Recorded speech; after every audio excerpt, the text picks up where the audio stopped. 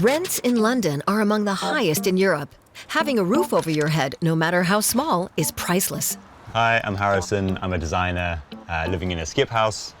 Please come in. Is it even possible to live in a dumpster? On 2.5 square meters without a bathroom or even a toilet? Could you live like that? It seems Harrison Marshall can. But why does he want to? The idea came a few years ago when I was working abroad for a few months, coming back to London, needed to find a new place to live, and as was the case with thousands of people, found that the rent was crazy. Harrison's solution was to move into a dumpster in the middle of London, which he did in January 2022. The lot was provided by an art and architecture foundation. Of course, there are several limitations. To take showers, for instance, Harrison goes to a local gym. The water comes from my very kind neighbour just over the wall there.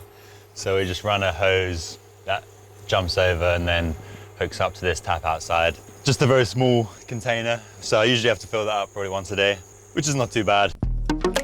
The extension on top of the dumpster is a wooden construction with space for Harrison's bed. The plywood interior paneling makes it surprisingly livable, even cozy. I find it quite comfortable to sleep here. I think the curved roof makes it feel less coffin-like. Even though it's a small space, there's not like a box feeling, I think, just because of that, the shape. It also means I never bang my head. Harrison does feel a bit hard-pressed when he has to go to the toilet. It offers all the privacy of a funfair porta-potty. Obviously, one of the big cons is my toilet is outside. It's not the most luxurious toilet either, but it does the job. On the flip side, Harrison lives in the center of London, rent-free. He only pays for water and power. The designer bought the dumpster for the equivalent of 1,000 euros and then invested another 5,000 into converting it. Originally, Harrison had intended to live in the dumpster for no more than a year. That turned into 2, and then into indefinitely. My background is architecture, design and construction, so I felt like there must be some kind of loophole or some kind of thing that I could do to create somewhere comfortable. And as well as that, use the project as a vehicle to make a commentary on this issue that is affecting so many millions of people. But London isn't the only expensive city.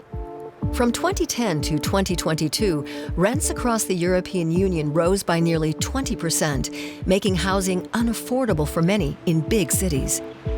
In Paris, the rent per square meter averages around 30 euros. In Amsterdam, it's about 26 euros. But an average of some 34 euros per square meter makes London the most expensive metropolis in Europe.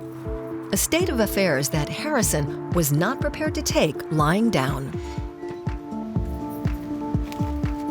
Things become normalized very quickly, so when rent used to be £600, it would be a lot and people would complain for a room. Then it's £700, then it's £800, then it's £900, and at every increment, it becomes normal and just has to be accepted. And at what point do you push back, and at what point do you create some kind of stand? Even if Harrison lives in a minimum of space, he's still got room for company, and even for dinner with them. So does living in a limited space mean a limited life overall? See the signs on the fence.